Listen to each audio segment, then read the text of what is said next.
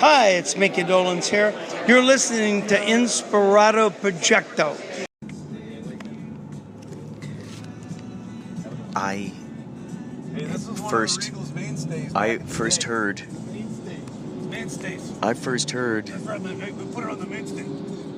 my first Jimi Hendrix song while driving around with my dad, and it was Purple Haze, and I was astounded. I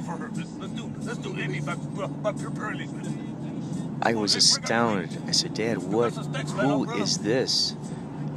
And he said, Jimi Hendrix. Wait till you hear this fucking podcast that Kurt and I just and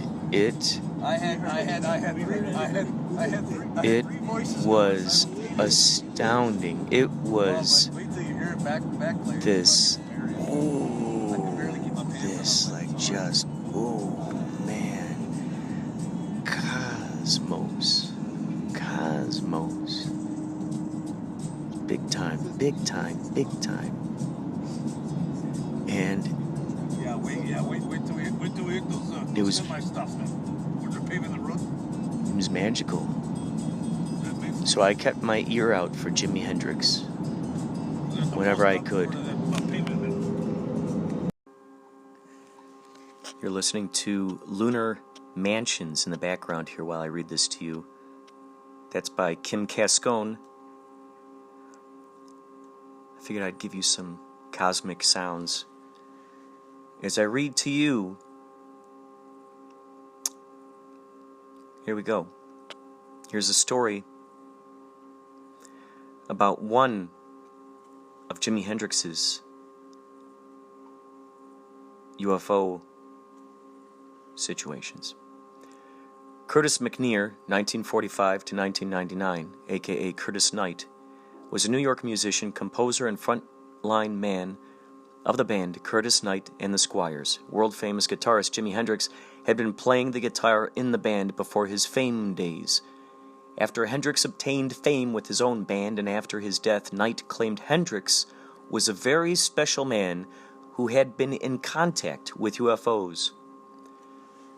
Knight reportedly narrated in his 1992 book, Jimi Hendrix, Starchild, that on a cold winter night near Woodstock, New York, USA, in 1965, at 4 a.m., as the band was trying to make it back to Manhattan through a freezing blizzard, the wind was whipping the snow around their fans so fiercely that they missed the turnoff leading to the state highway in the direction home.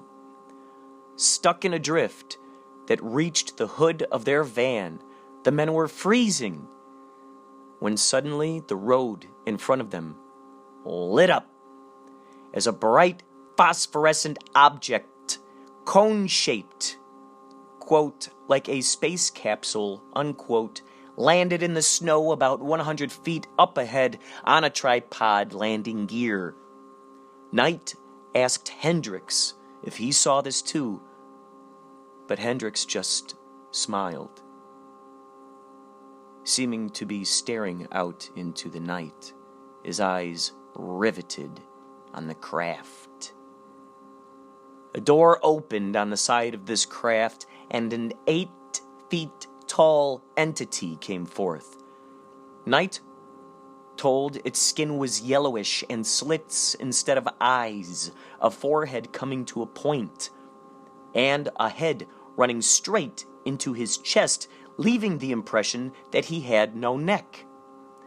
The entity floated to the ground and glided toward the trapped occupants of the van while the snow was melting in its wake.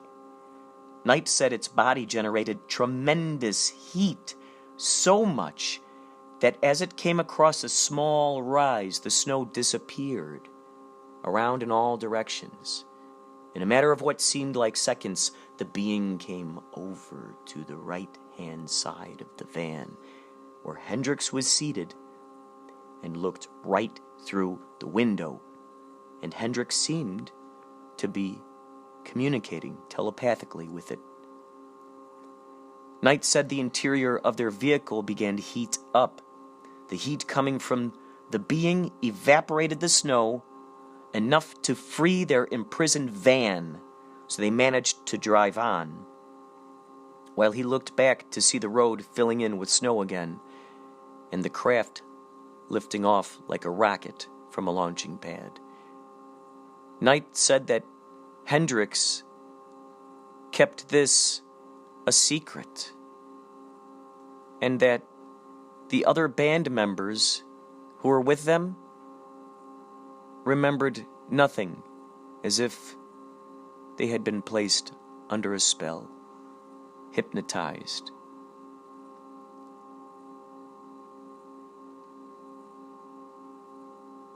Here is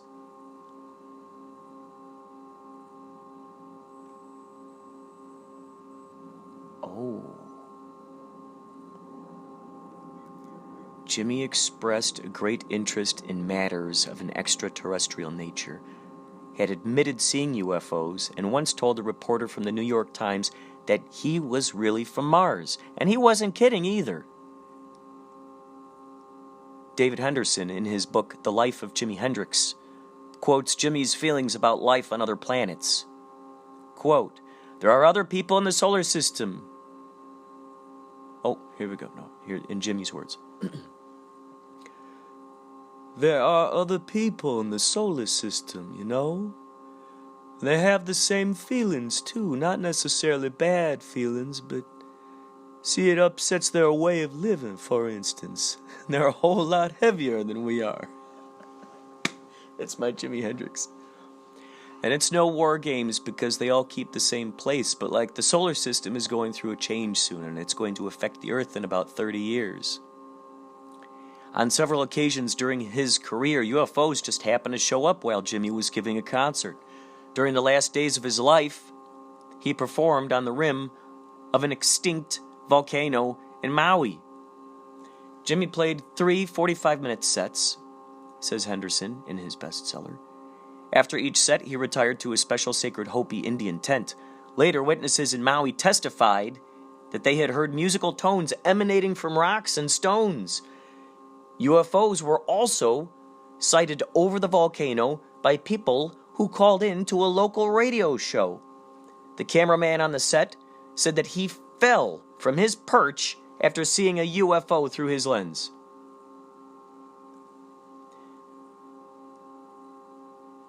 In the film Rainbow Bridge, Hendrix rattles on for several minutes about astral projection and the philosophy of the Space Brothers.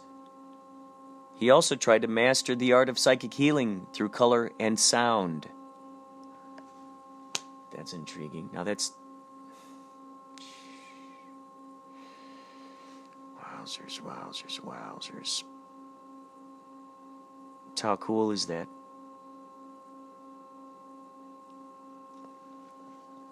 So here's the addendum to the Curtis Knight story. Jimi never did talk about what happened. He sort of let me know that the cool thing to do was not to bring up the subject. It was to be our little secret.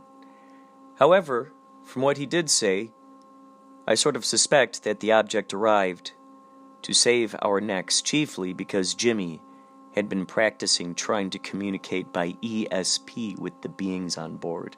I know this may be hard to believe, but I'm putting it straight, just like it happened. You hear?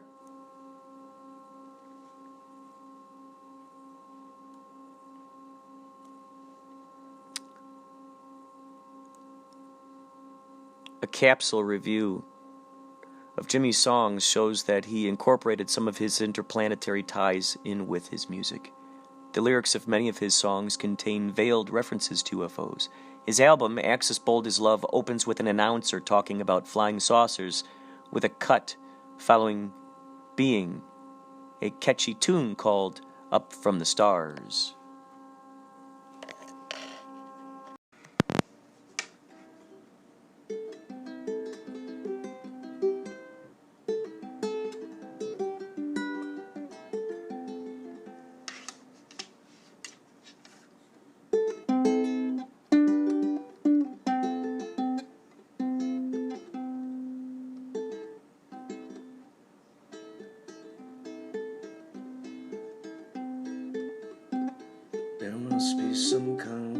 out of here, said the Joker to the thief.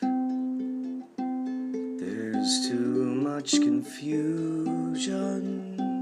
I can't get no relief. Businessmen, they drink my wine, plowmen dig my earth. None will level on the line, nobody of it is worth. Hey,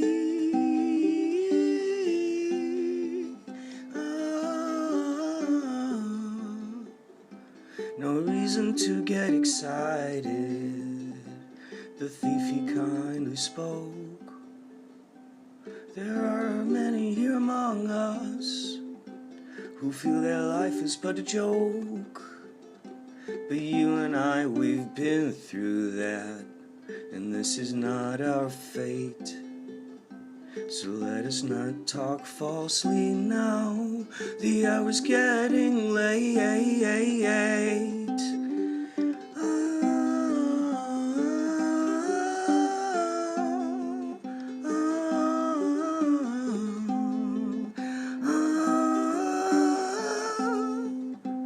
All along the watchtower, princes kept the view, while all the women came and went, barefoot servants too.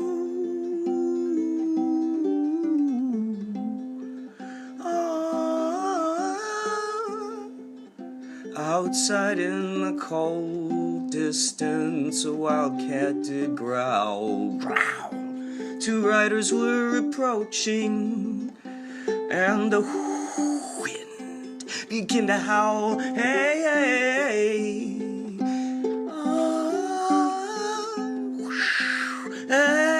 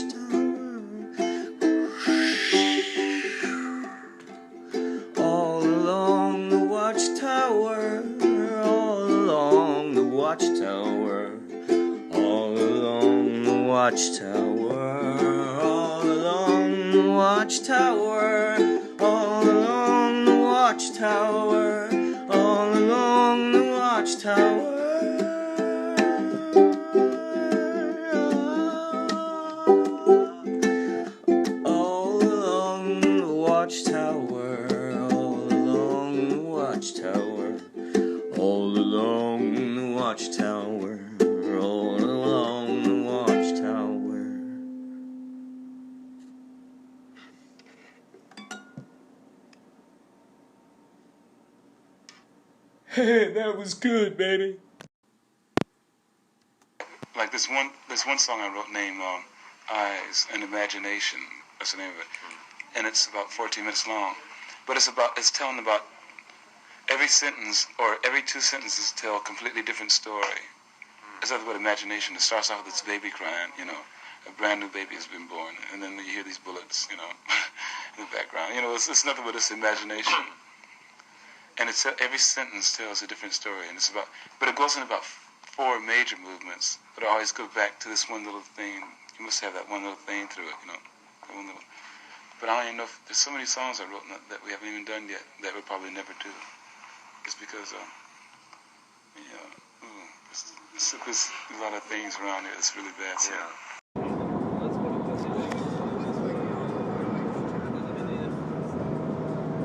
Okay, so I hear from people when I'm for Stony Shores for Yachtly Crew. They say I've heard on many occasions they'll say, "Oh, you're like a puppet. You're a Muppet back there, like you're Animal from the Muppet Show." Or one of the guys says, "Dr. Teeth," I think is that his name, in the Electric Parade, or the the band that's in there on Muppet Show, and or Sesame Street. So I tell people, like, okay, I'm a cross between that guy, the electric guy, Animal, Jimi Hendrix, and Iggy Pop. Iggy Pop in the way of like, he's just like, this mad guy. Muppet, because in a sense I'm back there behind the keyboard, just moving around. And Animal, because there's like, manic. And then the Jimi Hendrix just tuning deep into the cosmos, being this mad scientist. And then the Iggy Pop, just this. He seems unhinged and crazy, but he's got it under control somehow. And so RW here says to me yesterday, he goes, "Wow, that's Jim Henson and Jimi Hendrix." And then I realized, oh my God, those are two guys named Jim and two guys that start the name with H. And then I realized, no, holy cow, they are both Jim Hen. Jim Hen, both of them. Jim Hen, how cool is that? Amazing.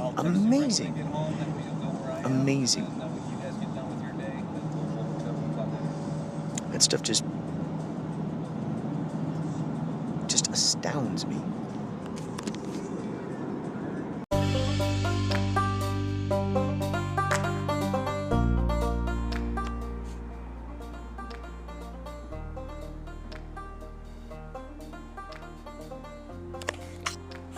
Here's part one from Michael Nesmith's book, Infinite Tuesday. How phenomenal is that? Is today Tuesday? Let's check it out.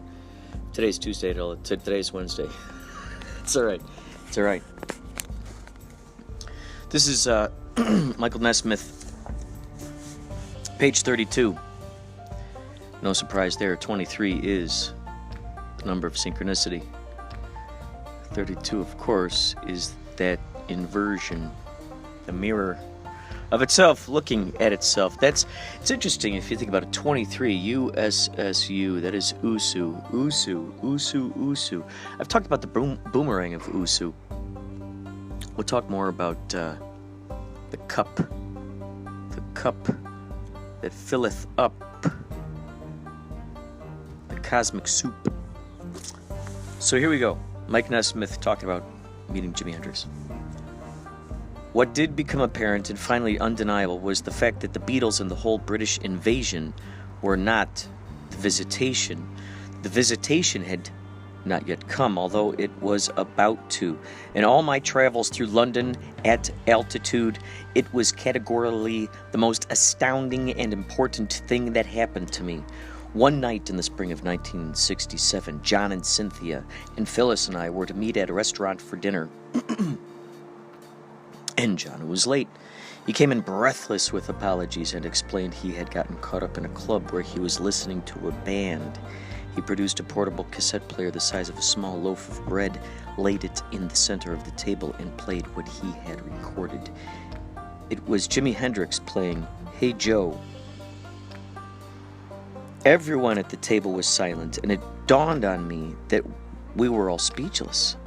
We all stared at the recorder as if it were some type of alien egg, something from far outside the limits of our normal waking state.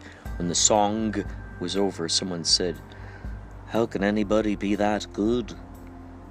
Whatever Hendrix had plunged into, whatever visitation he brought upon us was, first of all, good. It came with the instant recognition of a real thing, a true thing, an innovation. When I got back to the hotel after that dinner, I ran into Mickey Dolenz. He told me he had seen Hendrix and asked him if he would be the opening act for the next leg of the Monkees tour, and Jimi had agreed. I was thrilled and confused. This conjunction of Hendrix and the Monkees was staggeringly weird in my eyes, but the idea that I would get to see him playing live night after night was electrifying. It would prove the most lasting and substantial aspect of all my trips to London. If London was the still center of a storm that was changing the artistic, social, and political landscape of the world, Jimi was a maelstrom, both the center and the circumference, with his own gravitational force. He was music as mass, and all that revolved around that music changed the landscape of the mind. Hendrix moved through oral boundaries, the way Duchamp moved through retinal ones. From the purple haze came nude descending a staircase as Little Wing. The British band's rearrangements of the U.S. rock and roll legacy had generated a storm, but Hendrix opened a world where a whole new type of music was born. The world that he discovered, the sonic possibilities of instruments in a rock and roll band, shaped the bands that came in his wake, from the way he used the amp, turning the volume all the way up and using his guitar volume as overdrive, sending the sound into a sweet and mellifluous distortion, to the wah-wah pedal that shifted the tonality.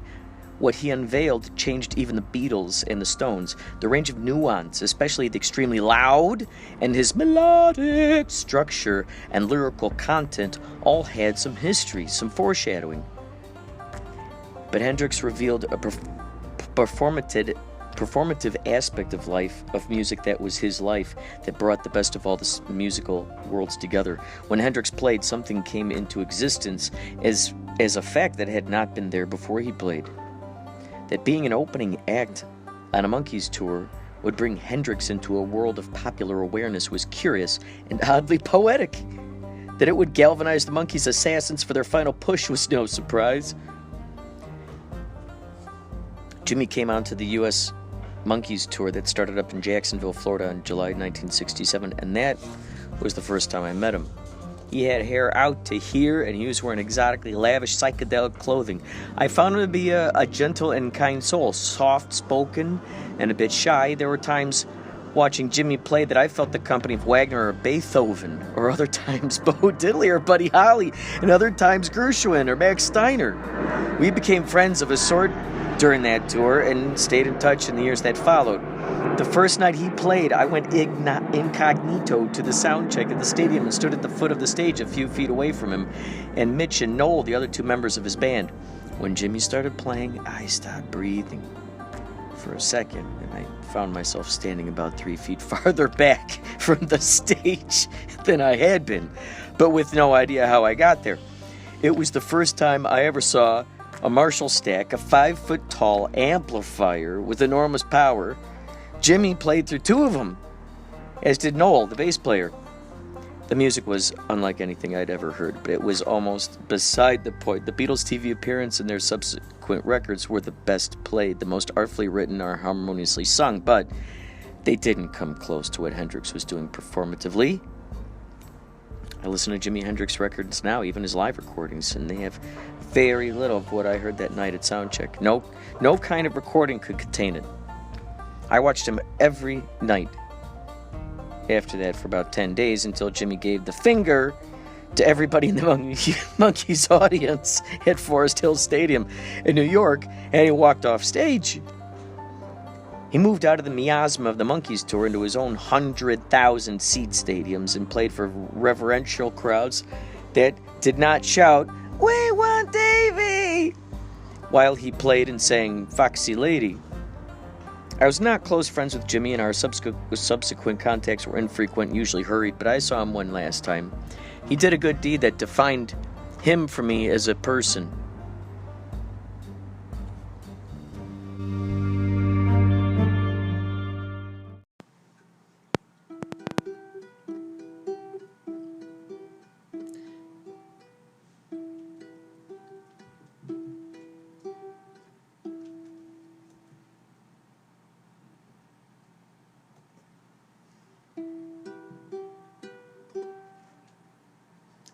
Now she's walking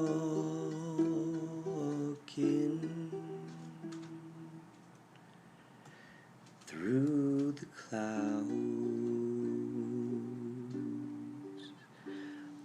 circus mind that's running wild.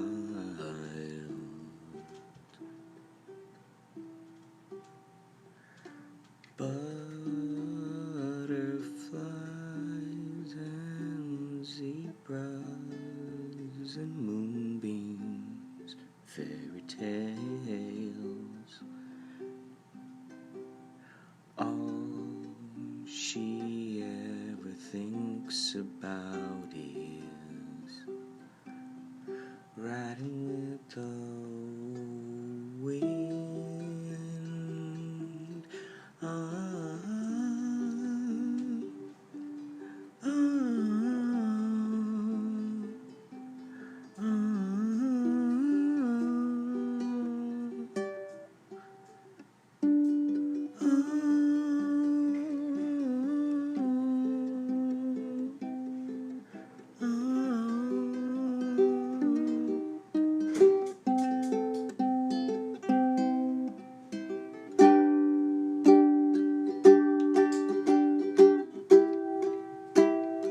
She's walking through the clouds with the circus mind that's running wild. Butterflies and zebras and moonbeams and fairy tales. All she ever thinks about is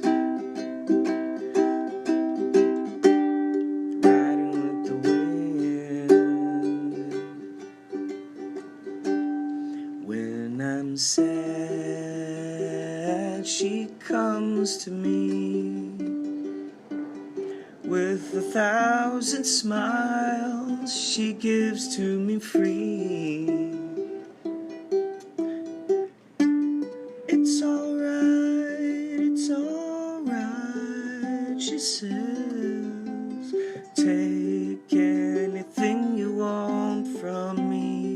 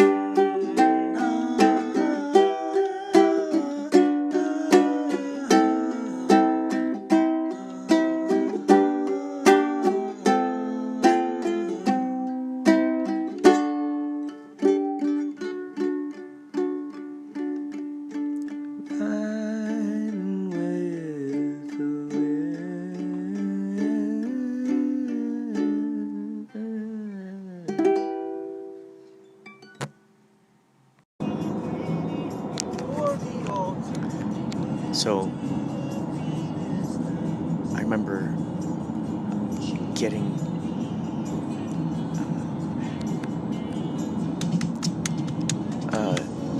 Jimi Hendrix cassette tape of recordings, mixed tape of, it might have been Jimi Hendrix Experience. My cousin Scott Madden had made for me.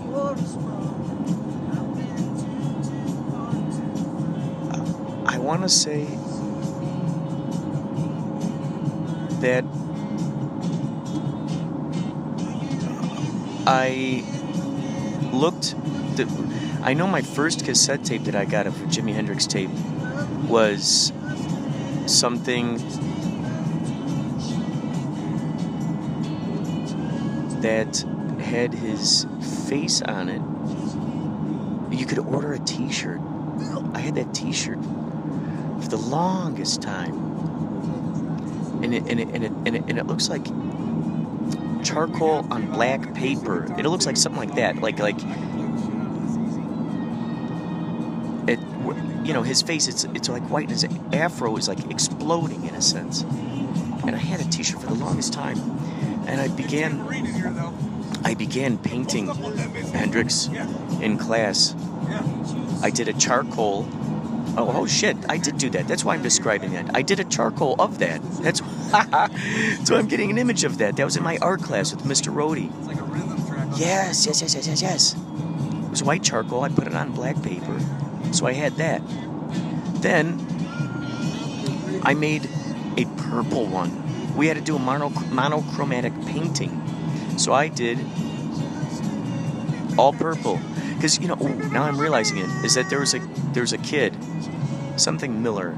He was in the class, and he was always just doing like copies, doing copies. He was like the Andy Warhol, I suppose. He was always doing nagels, and then that started a craze within the community, and all these other kids just started doing nagels. And so then you started wondering, well, should I start doing a nagel? And, you know, there was like this, oh my gosh, this is crazy. I haven't remembered this in so long. But the kids were doing these nagels at the time.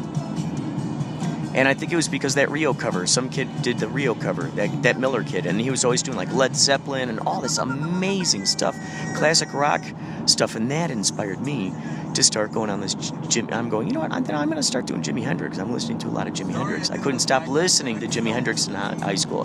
That's all I listened to, and then I would just collect these tapes. Sam Goody. And, oh my gosh, this is so amazing. I would paint, okay, so I would paint, yeah, I remember, monochromatic, painted, all purple, Jimi Hendrix. So I had those paintings up. And at the time, I was reading books about channeling. I was reading books about out-of-body experiences. I was really trying to do my best in trying to figure out how to connect best with the universe. And I just loved entering those shops with those like crystals and tarot cards. And there was always like this just high vibration in there. It's just amazing. I didn't know way back then what I know now. And what I know now is like, holy cow, that was a seed, planted a seed in there. Maybe me just talking about it now is me planting that seed in that past person's brain, you know, in that past self's brain. So I'm imagining it now, bam, and there it is. And now he gets to experience it in that reality. Oh my God, the chicken before the egg thing. So I was reading about channeling, and my dad had found a guitar at work, and he got it stringed up. And so I started learning it and just looking up these chords. And never daring myself to actually learn any Jimi Hendrix songs. Oddly enough, now that I think about it, I didn't learn any Jimi Hendrix songs. It just sounded too untouchable, too unfathomable to try to recreate or to dare myself to do. It just sounded just impossible. And so I got a chord and I learned. No, I didn't have a chord book at that point. I just had the guitar. And I remember thinking to myself, I lit a candle. I was just there in my room. I closed my door. I wore my Jimi Hendrix t-shirt.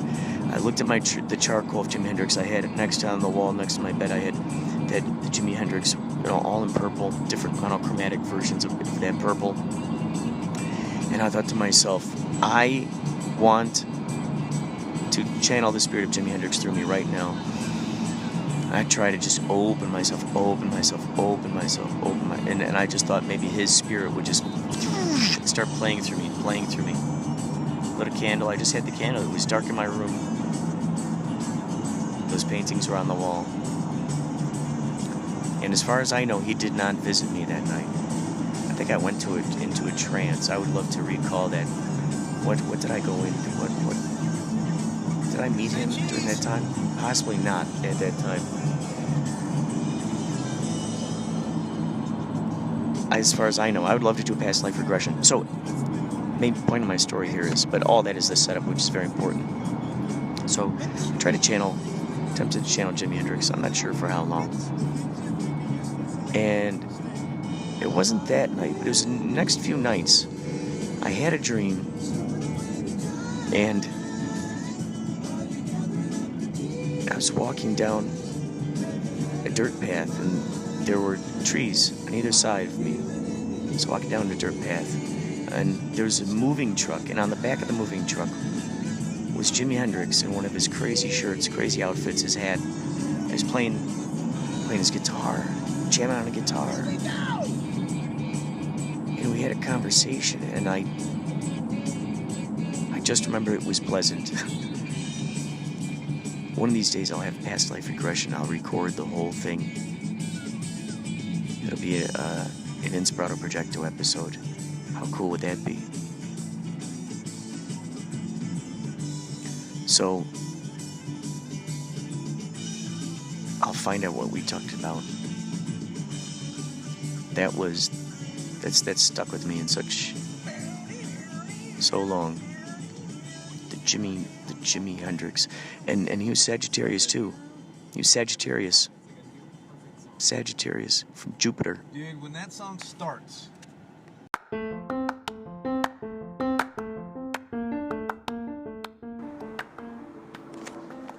Hello, this is Eddie Vedder, and I fully approve of Inspirado Projecto podcast, and thank you. I'll be out there in a moment. Stone Gossard, he's got the pizzas ready. But this is Eddie Vedder. And I fully endorse Inspirado Projecto. And now you'll hear part 2 of Infinite Tuesday, an autobiographical riff from Michael Nesmith. This is from page 335. No joke there. As 3 is a magic number, and 5 is the number of synchronicity. And you add those together, you got number 8, which of course is synchronicity. So we now take you back to this to this.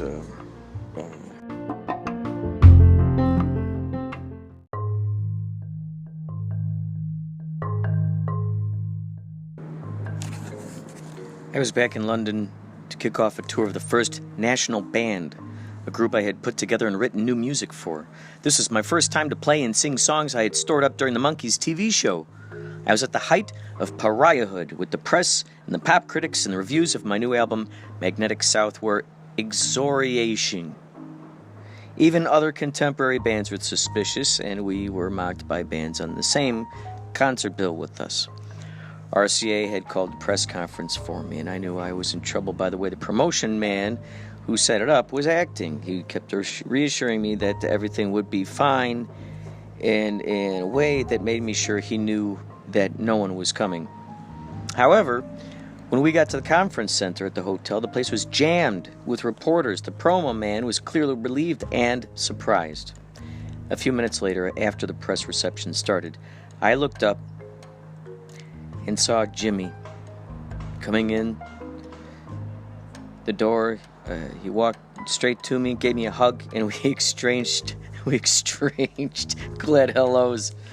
I asked why he was there, and he told me he had gotten a call saying that the responses to the invitation for my press conference were not going well, and asking if he would come and lend his support. He said yes, he would be there, and had allowed that to be announced to the trades. His presence at the conference made a huge difference to me that day. It was one of the most generous acts of support I had experienced from a fellow artist, and was especially welcome given my state of mind, which is mightily confused, artistically and personally. Hendrix was curious about the music I was making, and we talked. I gave him a record, but felt shy the moment I handed it to him. That wasn't all of it. A few minutes after Hendrix arrived, Ringo Starr came in with the same story. He was just as warm and supportive as Jimi had been.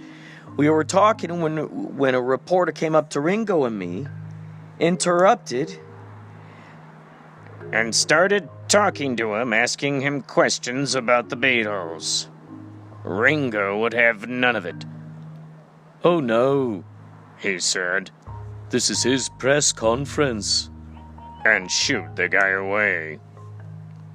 I suppose there are pictures of Jimi and Ringo and me somewhere in the archives of some music press paper, but I've never seen them. What I have from that time is my memory of it and the forever gratitude I feel for what they did for me. 2 days later, Jimi's was dead. Jimi was dead.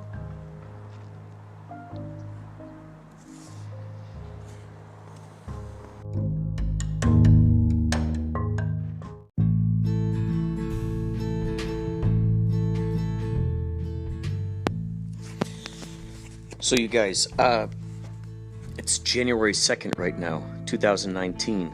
Is this the second? Third! It's already the third. Rule of 3. And Jimi Hendrix has been following me all over the place. I've been seeing him all over the place. And so we played New Year's Eve, we played at the arena. That had a lot of photos of Jimi Hendrix on it.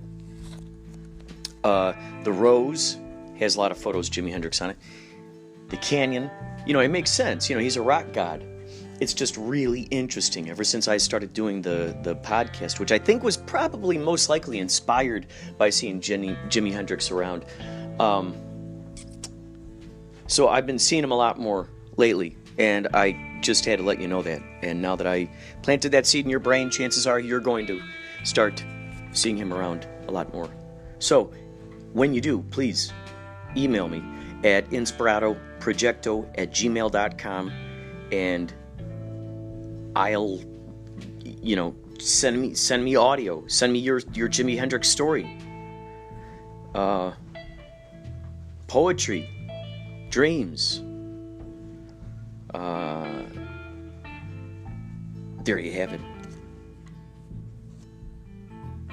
Oh, wait a second. No, not there you have it. Here you have it. Okay, I'm going to, I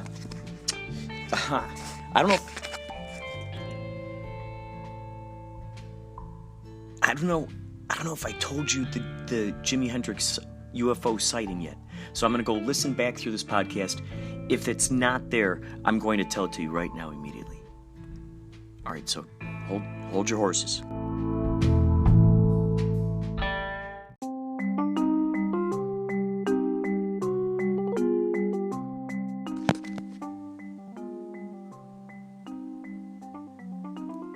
I'd like to play a little association, okay? I'm going to throw something at you and see what picture goes through your mind. Jimi Hendrix. Well, Jimi came to our house one time with Buddy Miles. That's when we were living in New York. And they walk in and said hello. Buddy sat on the sofa and immediately passed out and was snoring. And shortly thereafter, Jimi, who was wearing green velvet pants, demonstrated some sort of intricate dance step and ripped the inside of his pants, and Gail had to sew them back up for him. And then, as they were ready to leave, Jimi woke up Buddy Miles. He said goodbye, Frank, and they went out the door. Your thoughts about his music? I had written in articles at that time that I thought what should be done, since he wasn't musically literate, he couldn't write it down himself, that he should be put in some sort of working relationship with somebody who could write his ideas and have them scored for instruments other than the electric guitar. And I think that would have been something worthwhile to do, but he was too busy doing other things to ever sit down and take that approach. What do Gregorian chants, Indian, medieval, and 20th century minimalist music have in common? The drone, a part of musical history for thousands of years. It continues to entrance us today. Now, 8 sound artists have transmuted their drones into an immersive cinematic experience. Join us for the Drone Cinema Film Festival on Saturday, January 19th at the Highways Performance Space in Santa Monica. A mesmerizing evening with cinematic tapestries woven from the drones of light and sound. For more, visit highwaysperformance.org.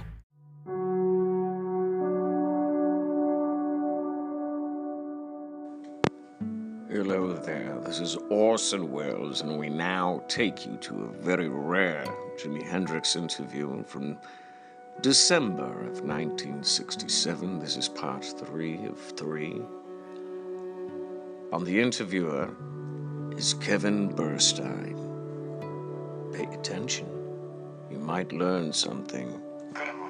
Like you might see an animal or something like that, and also you might have a very funny feeling go through you for a second. You mean like looking into his eyes, or like, or Yeah, not necessarily, or just the animal itself? Yeah, one time I seen this deer, and there's actually a lot of deers around where I used to be from.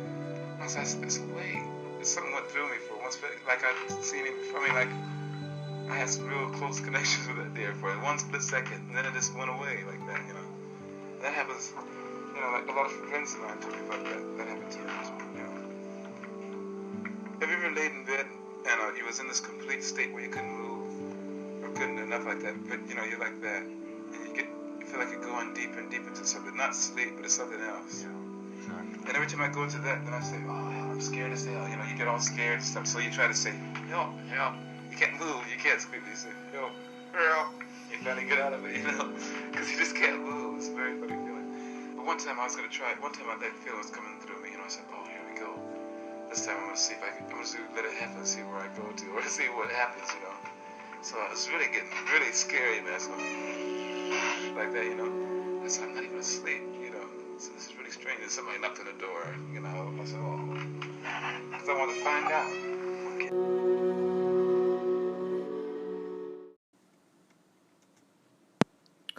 Welcome, ladies and gentlemen, to the Jupiter Karaoke Bar and Grill here on the planet Jupiter. Thank you. Shh, please quiet down. Please quiet down. I'm going to sing. I'm going to sing as MC tonight's program. What? Why? Let me ask you a question. Why did the chicken cross the road? Hello? Why did the chicken cross the road? Okay. Because the chicken asked which came first, the chicken or the egg. So that was... Okay, thank you.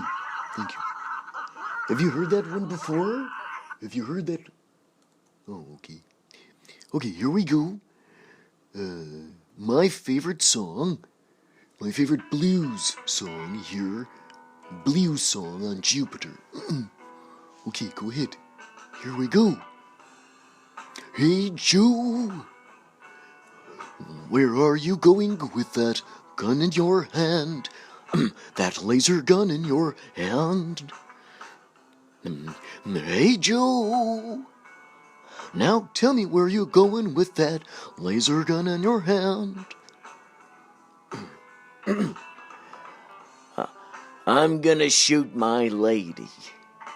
'Cause I caught her messing around with the space kraken. Oh, really? Yes. I'm going down to shoot my lady. She's been infected. 'Cause she was messing around with the space creature again. Hey, Joe. Call me Jack. Hey, Jack. I heard you shot your woman down. Well, technically, I chased her around a hotel with an axe. Hey, Jack. I heard your woman down. You shot her in the ground. Well, I tried to chop her down with the space axe. Well, yeah, I shot at her with the laser pistol. I tried to shoot her. I met her messing around with the space creature. Did you shoot her Yeah, well, yeah, I tried it. Well, I chased her with the axe and I tried to shoot her. I tried to shoot her because I thought I saw her messing with the space monster. I gave her the space gun, though. I gave it to her. So you didn't shoot her? Well, no, not technically. I threw her off a very tall, well, let's just say it was a spaceship to Space Catalina. I pushed her off the edge. Well, that's not very nice, Jack. Well, are we still in a movie, or is this my life story? Well, it's a movie. Okay, good. I got full license to say. And then I fell into a vat of acid, and I got transformed into the Joker. Wait, hey, Jack, how did you get turned into the Joker? Where are you gonna run to? Where you gonna run to now? Well, I'm gonna run to the center of Jupiter. Hey, Jack, I know of an apartment complex that's opening up there in the center of the Earth. Because if you have nowhere else to run... Oh, don't you worry about me. Don't you worry about me. I'm gonna go way down. So I'm gonna go way down south, okay? In the center of the Earth, okay? But that's just between you and me and I guess whoever's listening to this song. I mean, I'm talking way down south where I'm gonna be free. And as far away from that hotel as possible. I mean, way down south in the middle, in the center of the Earth. Oh, in the center of the Earth? Well, you know what I mean. That's what we call the center of Jupiter, right? Because we don't want to... I'm going to run, okay? I'm going to run there. Well, you don't have to. You could take a space pod. I've got a frequent flyer miles. A space pod right into the center of the Earth. It's going to be wonderful in there. It's going to be exquisite. It's going to be exquisite. Ed, Gatorade. What is financial aid for an alligator?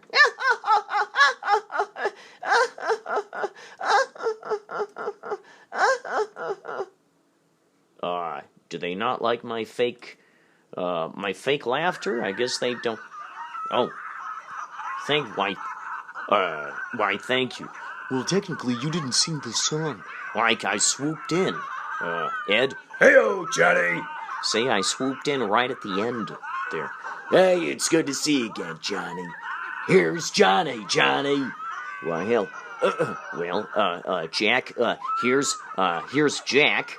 Here's Jack. Hey-o! Right, audience? Here's Jack and Johnny. Here's Johnny. Here's Johnny. Here's Johnny Carson. Jack, Ed. Hey-o! You are... What about me? Can I be in on it too? Of course. Well, we have Carl Sagan. Hey-o, Carl Sagan. Right, audience? Right, audience?